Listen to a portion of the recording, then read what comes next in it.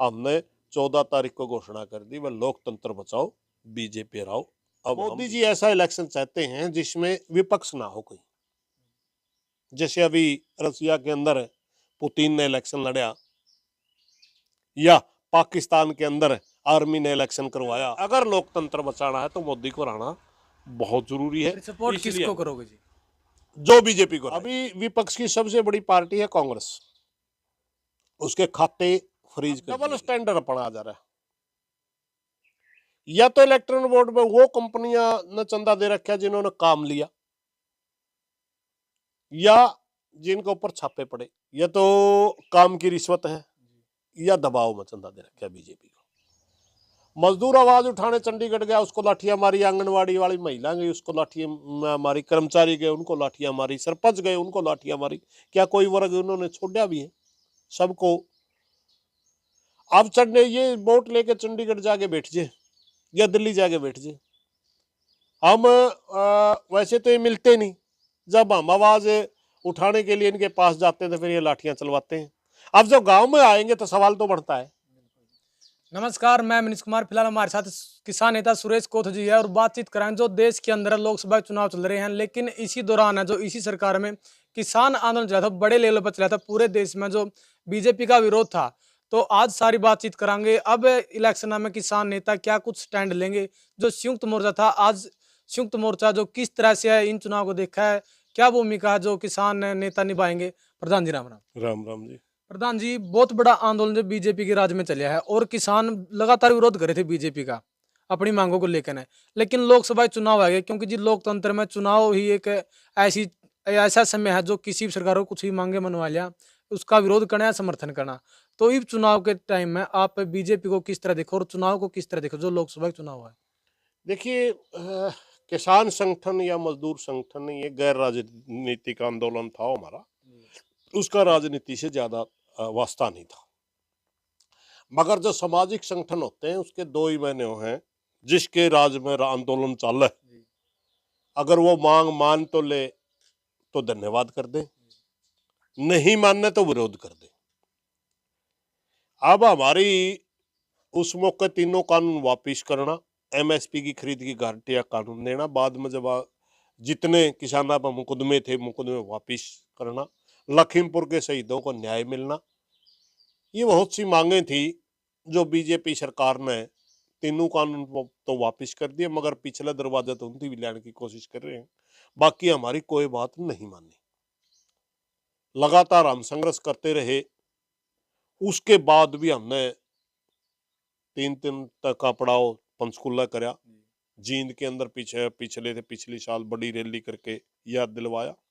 2 बार हमने रामलीला ग्राउंड में, अभी 14 तारीख को भी रैली हुई हमारी, पिछले साल भी 20 मार्च को रैली थी। रामलीला ग्राउंड में 2 बार रैली करके हमने जताया। सभी प्रदेशों की राजधानियों में लगभग 10-15 बार हम ज्ञापन दे चुके हैं, प्रदर्शन कर चुके हैं, रैलियां कर चुके हैं। इन सारी बातें करने के बावजूद भी हम लगातार 3 साल से जिन मांगों के लिए लड़ रहे हैं, बीजेपी सरकार इतनी घमंड में आ गई कि किसानों की सुनना नहीं चाहती। बल्कि उल्टा, अगर किसान दिल्ली की तरफ जाने की बात करता है तो लाठियां मारी जाती हैं, गोलियां चलाई जाती हैं, आंसू गैस छोड़े जाते हैं। पिछले दिनों चंडीगढ़ में भी हम जा रहे थे, उत्तर भारत के अंदर बाढ़ आ रही थी, उस समय भी हमारे साथ इसी तरह ट्रीट किया, बहुत भयंकर दमन किया गया, लाठियां चलाई गई। अभी पंजाब का किसान जा रहा था, जो आपने देखा खिनौरी और शंभू बॉर्डर पर क्या हाल किसान का करा, उनके समर्थन में हमने खेड़ी चौपटा में इकट्ठे हुए। ना हमारे को दिल्ली की तरफ जा रहे थे तब गिरफ्तारियां कर ली गई, हम खनौरी की तरफ जा रहे थे तब भयंकर दमन किया गया, लाठियां बरसाई गई। ये बात एक अपना पहलू। दूसरी बात, जो देश के अंदर हालात हैं, आज देश के अंदर हालात मौजूदा सरकार ने ऐसे कर दिए जैसे एक तानाशाही का, एगोसित तानाशाही जिसको आप कह सकते हो। मोदी जी ऐसा इलेक्शन चाहते हैं जिसमें विपक्ष ना हो कोई। जैसे अभी रसिया के अंदर पुतिन ने इलेक्शन लड़ा, या पाकिस्तान के अंदर आर्मी ने इलेक्शन करवाया, यानी जिसका पहले ही मोदी जी चाहते हैं पर विपक्ष नाम का उसमें 2-3 चीज मैं अपना बताऊंगा अभी अभी जो हुई है। अभी विपक्ष की सबसे बड़ी पार्टी है कांग्रेस, उसके खाते फ्रीज कर दिए गए। रोड़ा के है 14 लाख का इनकम टैक्स देना था कोई साल पहला। इनकम टैक्स का कानून बताया जाता है कि अगर लेट हो जाए तो 10,000 के लगभग जुर्माना लगाया जा सकता है, मगर उसमें 200 करोड़ से भी ज्यादा की राशि बताई जाती है उनके खाते में। वो सारे खाते बंद कर लिए, बंद ही नहीं कर दिए, उनके रुपये कटवा लिए। अब पंचायत मेंबर से लेकर के सरपंच, जिला परिषद, एमएलए, कोई भी इलेक्शन हो, क्या आप मानते हो कि बगैर पैसे के कोई इलेक्शन चलेगा? अब इतनी बड़ी पार्टी है जिसने देश के अंदर लगातार आज भी सबसे ज्यादा शासन जिस पार्टी ने करा, उस समय तो चलो ये पार्टी नहीं थी, कांग्रेस एक संगठन था आजादी से पहले, मगर जिस संगठन का आजादी के आंदोलन में जिन नेतृत्व करा, देश को आजाद करवाया, उनके खाते सीज कर दी। एक पिछले दिनों आपने देखा, एक मुख्यमंत्री झारखंड का, झारखंड जो राज्य बनवा था शिबू सोरेन ने, उसका लड़का था हेमंत सोरेन, उसको पता नहीं को ईडी ने, सीबीआई ने क्या केक करके अंदर कर दिया। अभी दिल्ली का मुख्यमंत्री अरविंद केजरीवाल, उसको अंदर कर दिया गया। और सूचनाएं बाहर निकल के आई कि शराब नीति में बदलाव करने के लिए आम आदमी पार्टी ने 100 करोड़ रुपए लिए और गोवा चुनाव में उसको यूज करा। और जिस कंपनी का नाम आ रहा है, वो कंपनी इलेक्ट्रॉनिक बोर्ड लिख रहे हो, 60 करोड़ के लगभग उसने इलेक्ट्रॉनिक बोर्ड खरीदे बीजेपी को चंदा दिया। ये इलेक्ट्रॉनिक बोर्ड का मामला निकल के आया। इसमें बहुत सी कंपनियां वो जिनके अंदर या तो ईडी की या इनकम टैक्स की रेड पड़ी, उसके बाद उन्होंने बीजेपी को चंदा दिया और उनके बंद कर दिया गया सौदा। अब डबल स्टैंडर्ड अपना जा रहा है। या तो इलेक्ट्रॉनिक बोर्ड में वो कंपनियां ने चंदा दे रखा जिन्होंने काम लिया, या जिनके ऊपर छापे पड़े, या तो काम की रिश्वत है या दबाव में चंदा दे रखा बीजेपी को। एक तरफ तो जहां कहते हैं विपक्ष को यार भ्रष्टाचारी है, इनके ऊपर कार्रवाई नहीं होनी चाहिए क्या? हेमंत शर्मा के बारे में बीजेपी की क्या सोच है? जब वो कांग्रेस में होता था तो उसके ऊपर किताब लिख दी गई थी। अजीत पवार जो 70,000 करोड़ का घोटाला खुद मोदी का चल रहा है, वह मोदी जी क्या करते, 70,000 करोड़ रुपया का घोटाला कर गया, वो आज मुख्यमंत्री बने बैठे हैं। कुरुक्षेत्र के अंदर 2014 के चुनाव में मोदी जी आए थे और उस समय नवीन जिंदल कुरुक्षेत्र का कांग्रेस के टिकट पे चुनाव लड़ रहा था। मोदी जी का भाषण आज भी मिल जाएगा। वो कह रहा था कि इन लोगों ने कोयले की चोरी करी, ये बहुत बड़े चोर हैं कोयले की। यहां तक कहा था कि बाहर मकान के बाहर कोयला पड़ा रहता, कोई चोरी नहीं करता, ये तो कोयले को भी चोर के खा गए। आज उसी नवीन जिंदल को कुरुक्षेत्र से बीजेपी चुनाव लड़ा रही है। कहां गया वो ब्लेम? वो कोयला चोर को आज बीजेपी धोला बना के ले आई। डबल स्टैंडर्ड ये लोग अपना रहे, इसी का विरोध है। इन सारी बातों को देख करके संयुक्त मोर्चा ने 14 मार्च को रैली करी दिल्ली में, और उसमें एक निर्णय लिया कि इस देश के अंदर अगर लोकतंत्र को बचाना है तो वह एक बार बीजेपी को हराना ही पड़ेगा, वरना ये लोग भ्रष्टाचार के नाम पर सारी पार्टियों को खत्म करने लग रहे हैं।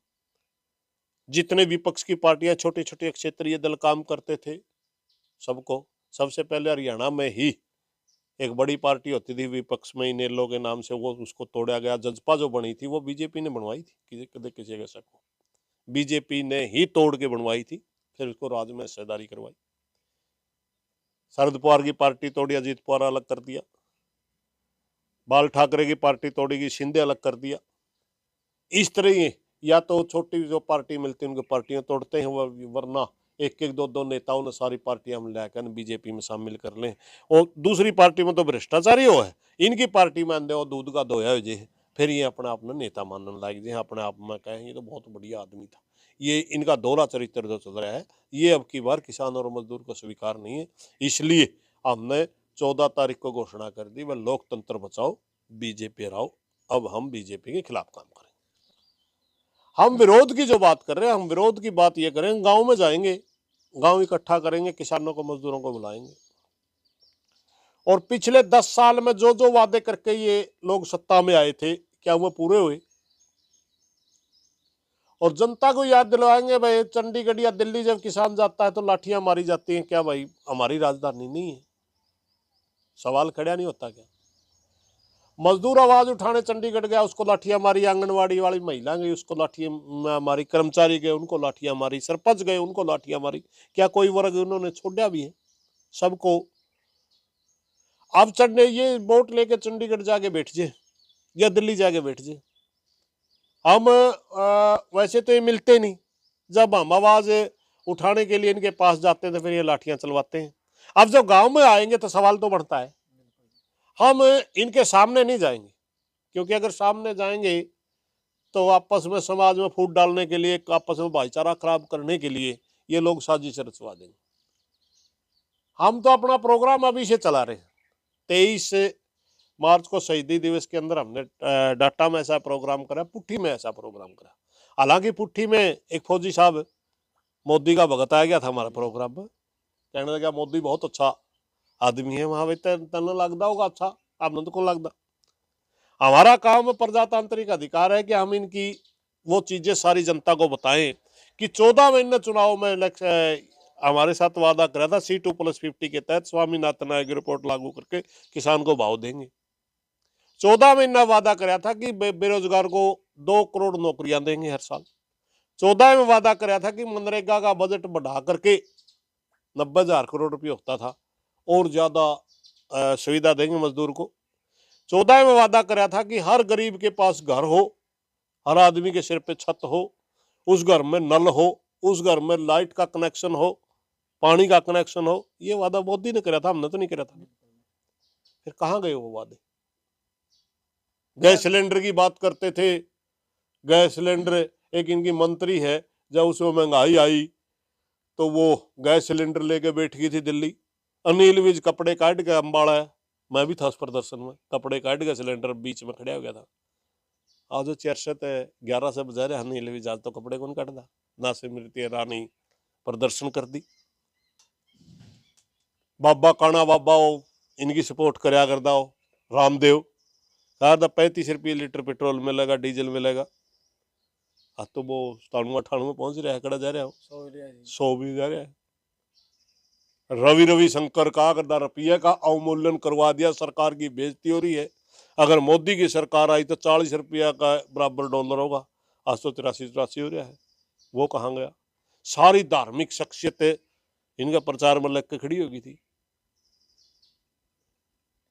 जो ये सारे के सारे वादे करके जनता में आए, 14 में जो वादे करे, 19 में राष्ट्रवाद का एक ऐसा मुद्दा उभारा, पुलवामा होने दिया गया। सत्यपाल मलिक जी की भाषा इस्तेमाल कर रहा हूं मैं, वो उस समय गवर्नर थे J&K के, उन्होंने कहा था पुलवामा को होने दिया गया, यानी इसका मतलब जानबूझ के करवाया मामला हो गया, तो होने दिया गया। तो उस समय राज्यपाल जी तुरंत बहुत सी चीजें सामने नहीं आती ना।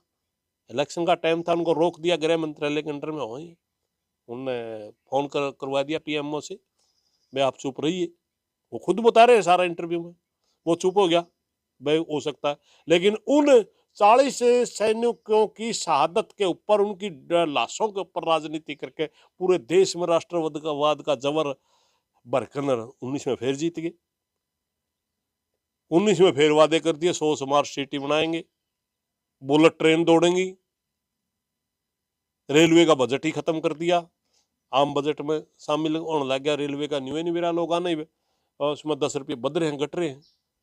देश का रक्षा तंत्र इतना मजबूत कराएंगे कि पूरी दुनिया चीन के साथ आंख में आंख मिला के बात कराएंगे। चीन बॉर्डर, चीन की सेना अपने देश में घुस रही है। अग्निवीर जैसी योजना ला करके सेना का सम्मान घटा दिया। सेना का हर साल बजट घट रहा है, शिक्षा का बजट घट रहा है। सारी कंपनियां का कनपट्टी व बंदूक ला के इलेक्ट्रॉन बोल्ट खरीद करके पैसे इकट्ठे किए जा रहे हैं। देश की GDP कहते बहुत ऊंचे दर पे जाएगी, सारा देश कर्जवान बना के गेड़ दिया। ये सारी बातें जनता में बतावांगे और जनता से प्रार्थना करेंगे कि अगर लोकतंत्र बचाना है तो मोदी को रहना बहुत जरूरी है। सपोर्ट इसलिए किसको करोगे जी? जो बीजेपी को रहेगा, मतलब कोई पार्टी हो चाहे क्योंकि ये राष्ट्रीय, हाँ नहीं पार्टी चकड़िया निर्दलीय आरांदा हम निर्दलीय की भी सपोर्ट कर देंगे।